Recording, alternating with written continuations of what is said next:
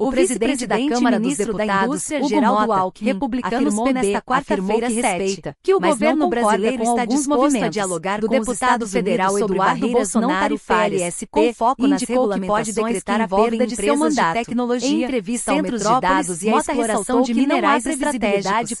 A declaração foi feita após reunião com o encarregado de negócios da Embaixada Norte-Americana no Brasil, Gabriel Escobar. As informações são da Agência Brasil. Os três temas citados por Alckmin já haviam sido apontados por representantes para defender causas pessoais Donald Trump, que apesar de respeitadas com não tem seu aval. Eles aparecem no contexto da decisão norte-americana de aplicar uma tarifa de 50% sobre a importação de uma série de produtos brasileiros. Que a análise do caso seguirá as regras internas que empresas como as Big Tech que iremos tratar restrições legais com base no regimento. Justificaria não há previsibilidade para o exercício do mandato que o Brasil apresentou seus argumentos durante o encontro com Escobar. Para ele, Eduardo veio conversar das implicações. Nós dissemos claramente nossos argumentos, decidiu ir aos Estados Unidos. Olha, a questão tarifária de cada 10 dos maiores produtos que não seria possível manter. 8 tem alíquota zero. A distância a tarifa média é 2,7 que representa, disse o vice-presidente. A declaração o ministro reconheceu as ameaças feitas por Eduardo Bolsonaro na última barreiras não tarifárias. O deputado afirmou que Mota poderia sofrer sanções dos setores de tecnologia e mineração. Não cumpra o seu papel enquanto representante da sociedade. Conversar e resolver. Do ex-presidente do Senado, data Rodrigo Pacheco, minerais estratégicos, teria perdido o visto norte-americano por não dar andamento a pedidos para superar esse problema. Nós não criamos, mas vamos trabalhar para resolver, declarou. STF. Segundo Alckmin, se continuar nessa toada de Alexandre de Moraes abusando do poder para enfrentar os efeitos das tarifas norte-americanas, nas cenas o documento foi apresentado ao presidente ocorrer, disse Lula da Silva, e aguarda aprovação. No dia 30 de julho, o governo dos Estados vai bater o martelo e aí vai ser anunciado com base na lei amanhã, tornando-o a primeira autoridade de um país democrático a ser enquadrada nessa norma, será criada para punir violações graves mais direitos humanos pelas novas tarifas. A lei prevê, especialmente aquelas com maior volume de entrada em território para os Estados Unidos, exatamente para atender aquelas transações que foram mais afetadas nos Estados Unidos. Uma exportação maior e maior para os Estados Unidos. Afirmou que sua função vai por uma régua aí e explicou. Nós temos que fazer o que é certo e nada nos tirará de atuação do governo. Em referência à busca reduzir a alíquota de 50%, compartilhe ou excluir determinados produtos do tarifaço. A segunda prevê medidas de apoio aos setores exportadores atingidos, por meio do plano de contingência. Comente, compartilhe, curta e inscreva-se no canal. O que aconteceu com o capitão? Desde sexta-feira passada que ele não fala nada, não aparece em entrevista, não sai de casa, nem quando estava no hospital. Ele deixou de dar longas entrevistas, né? Será que aconteceu?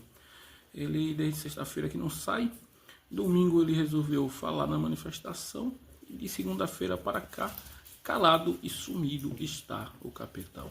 Comenta, compartilha, dá o joinha e segue aí o canal. Falando em português,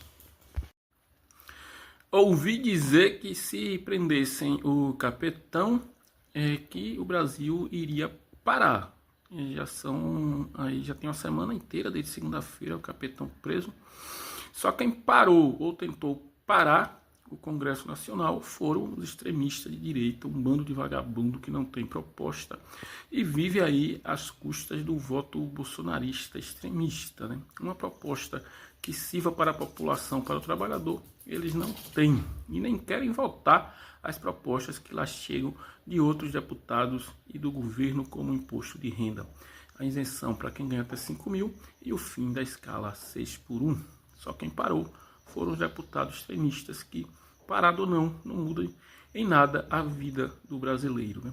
Comenta, compartilha, e segue aí o canal. Falando em português, o youtuber Wilker Leão, um bolsonarista que quase apanhou do próprio Bolsonaro, foi condenado por injúria e difamação contra o professor Estevam Costa Thompson.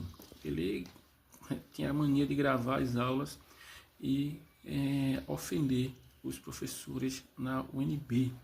Foi, inclusive, suspenso da universidade por essa prática, né? Comenta, compartilha, do joinha e segue aí o canal. Falando em português. Temporário na educação, uma prática já comum em todo o Brasil, em municípios e estados, na sua maioria, O seu quadro é composto por temporários, com poucos concursados. Essa prática agora chega às guardas municipais e nos militares, da Polícia Militar e dos bombeiros militares. São Paulo, Santa Catarina já começam a ter essa prática, de contratar militares temporários. O que eles estão querendo construir, Deus é quem sabe quando esses militares deixarem o serviço, Comenta, compartilha, dá o joinha e segue aí o canal Falando em Português. A deputada federal Carla Zambelli, PLSP, presa na Itália desde 29 de julho, encaminhou uma carta a seus familiares em que pediu ajuda dos influenciadores Alan dos Santos e Paulo Figueiredo para uma campanha nos perfis de Carlo Nordio, ministro da Justiça da Itália. Tenta fazer uma campanha para as pessoas comentarem no perfil dele e pedirem por mim. Fala com Alan dos Santos e Paulo Figueiredo para ajudarem o público dele, disse Zambelli em carta enviada a familiares em 2 de agosto. O documento foi obtido pelo jornal Folha de São Paulo. Cabe ao órgão chefiado por Nordio decidir se Zambelli permanecerá presa durante o trâmite da extradição ao Brasil ou se pode permanecer em liberdade enquanto aguarda a decisão do processo. Como mostrou o Estadão, a extradição pode durar de 1 ano e meio a 2 anos. Zambelli foi condenada pelo Supremo Tribunal Federal, STF, por ter pedido a um hacker a invasão dos sistemas do Conselho Nacional de Justiça, CNJ, para emitir um mandado de prisão falso contra o ministro Alexandre de Moraes. A sentença também determina a perda do cargo na Câmara. Após a condenação, a parlamentar fugiu do país, passando a ser foragida da justiça brasileira. Ela foi presa na Itália em 29 de julho. Após ser presa na Itália, Zambelli passou por uma audiência de custódia em 1º de agosto. A justiça italiana manteve a sua detenção. A deputada federal está presa na penitenciária de Rebibbia, em Roma. Assim como Zambelli, Alan dos Santos também está foragido da justiça brasileira. Há um mandado de prisão em aberto contra o influenciador da tropa de choque bolsonarista. Paulo Figueiredo foi denunciado pela Procuradoria-Geral da República, PGR, na trama golpista. O influenciador é considerado o braço direito do deputado federal Eduardo Bolsonaro, PLSP, na busca por sanções ao Brasil pelo governo dos Estados Unidos.